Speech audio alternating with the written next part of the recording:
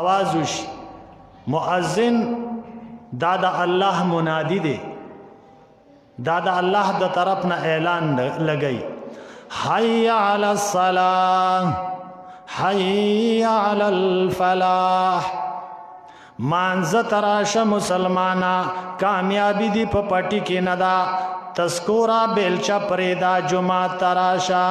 حي على الفلاح دکان کی کامیابی نشتا دکان بن کا مانزه تراشا مسلمان به اعلی کامیابی چې د جمعه آبادی دانه چې لیټرینی آبادی او جمعه ورانی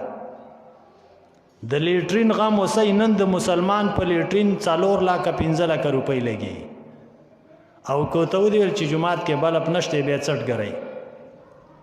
د 100 روپو بلب د پارا مسلمان تیار نه دی جمعات کې پول نشته دی چټای نشته دی پیا خزمه کا باندې ودری کې سوچ نه کوي او په خپل دیره کې خو زبردست قالین غړېدل دا د مسلمان حال بهر حال منز پر خوستل دالوی جرم دی یو واقعا امام زاهبی ذکر کړی دا یو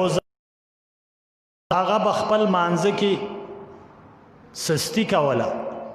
یو ورځ دغه زنانه وفات شوه خپل رور راولګېدو دغه زنانه چې کله قبر کې خوستلا نو د جبنه د پیسو باټو پرې وتا پیسې قبر کې پرې وتی دغه سړی د خپل خور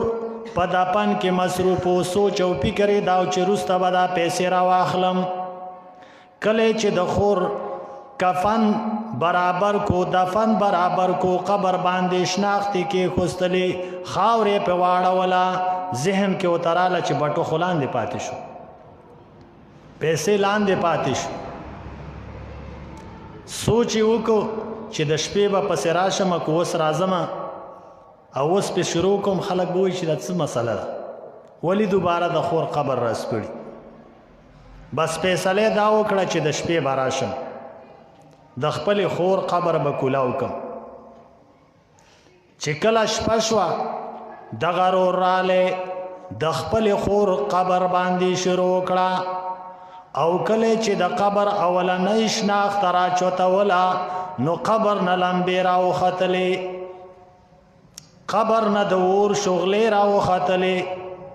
رور واپس شناخته کې خوستله